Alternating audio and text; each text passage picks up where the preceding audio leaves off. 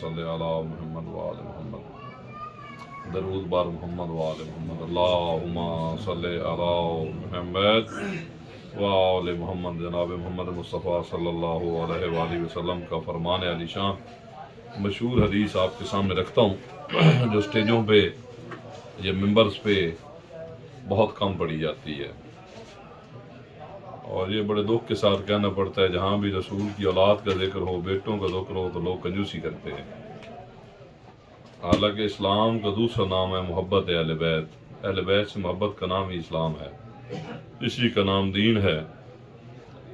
سرکار کا فرمان اولنا محمد، ہمارا پہلا محمد، میں محمد، ہمارا درمیان والا محمد، ہمارا آخری محمد۔ سنی بھائی اکثر نہیں پڑھتے کہ اکثر در زہرا پہ جبرائیل نے سوچا پیغام کسے دوں کہ یہ سارے ہیں محمد۔ سرکار کا فرمان کہ ہمارا پہلا بھی محمد، ہمارا درمیان والا بھی محمد، جو آخری آئے گا محمد مہدی وہ بھی محمد، یہ سارا گھرانہ محمد مصطفیٰ صلی اللہ علیہ وآلہ وسلم، سارا گھرانہ محمد ہے۔ آج خصوصاً جو ہے، آج کا دن جو ہے، یہ امام نکی علیہ السلام جو ہے ان کی شہادت کے ساتھ یہ دن جو ہے منسوب ہے۔ امام نکی علیہ السلام نویں لال ولایت، رسول کے بیٹے، رسول کے جانشین، رسول کی مسند کے مالک، رسول کے منبر کے مالک، رسول کے علم کے مالک، علم کے وارث، دستور کی دستار کے وارث، رسول کی گفتار کے وارث، رسول کے اصل اور سچے جانشین۔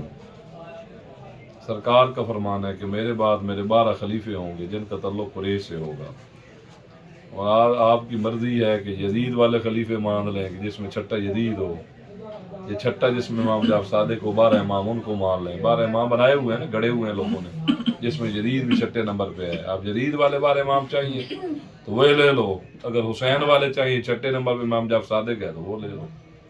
تو یہ مظلوم ہستی ہیں جن کی شہادت جو ہے آج کا روز ان کی شہادت سے منسوب ہے کہ آج جناب کی شہادت ہوئی، چپ کرا ہوئے۔ اور یہ دن جو ہے بہت بڑے غم کا دن ہے۔ یہ جو بخاری صداعت ہے ان ساروں کا تعلق امام نکی علیہ السلام سے ہے۔ شاہ صاحب احمد شاہ جی توجہ کریں، ان سے ہے۔ انتہائی مظلومی کی حالت میں وقت کے ظالم بادشاہ نے صرف اس جرم میں سرکار کو شہید کروا دیا کہ آپ نانے کے علم کی تبلیغ کرتے تھے، آپ حق کا علم بلند کیے ہوئے تھے، آپ رسالت مآب علیہ السلام کے سچے جانشین تھے، اور آپ کو زہر آلود جو ہے وہ دے کر آپ کو شہید کر کیا گیا۔ اس غم کے ساتھ ایک اور غم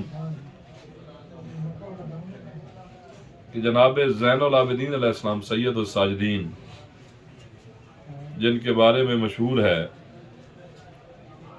کہ 40 سال آپ نے اپنے بابا حسین کے خون کو رویا، اور کیسے روئے کہ آپ روتے تو آنکھوں سے خون برستا تھا۔ کیا برستا تھا؟ خون کے آنسو روتے تھے امام کون؟ سجاد علیہ السلام، سید الساجدین، جناب زین العابدین علی ابن العابدین، علی ابن الحسین۔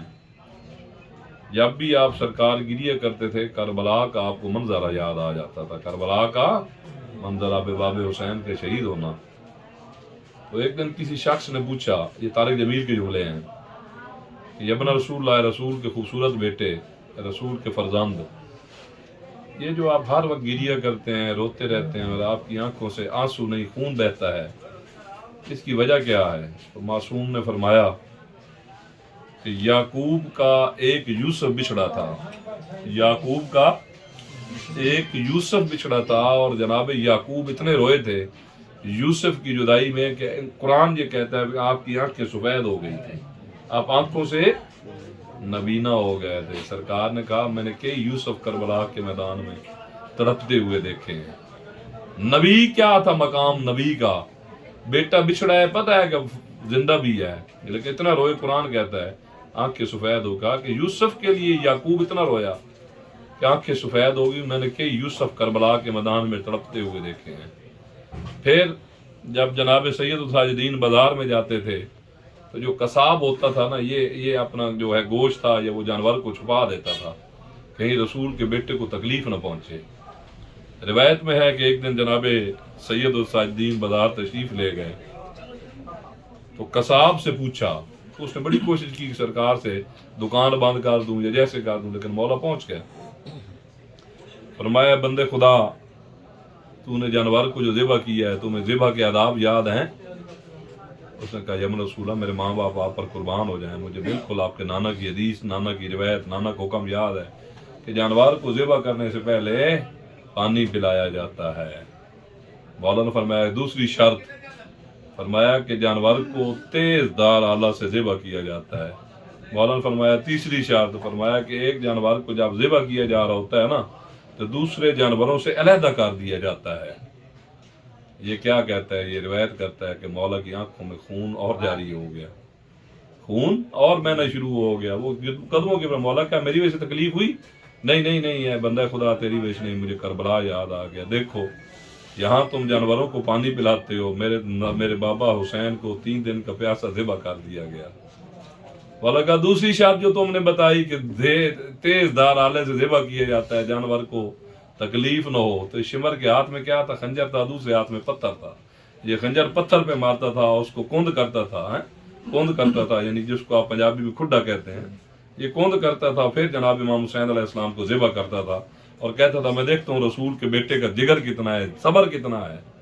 اور مولا نے فرمایا کہ تیسری بات، اور پھر آپ کی آنکھیں نہیں تھیں، سامن کے بادل تھے، برس رہے تھے، خون کے آنسو نکل رہے تھے. مولا فرما رہے تھے تیسری بات کہ جب جانور کو ذبح کیا جاتا ہے تو دوسرے جانوروں سے علیحدہ کر. میں مظلوم اپنے بابا حسین کی مظلومیت پہ صدقہ جاؤں، آپ کو بیٹیوں کے سامنے، 4 سال کی زہرا کے سامنے، بہنوں کے سامنے کربلا کے میدان میں ذبح کیا گیا.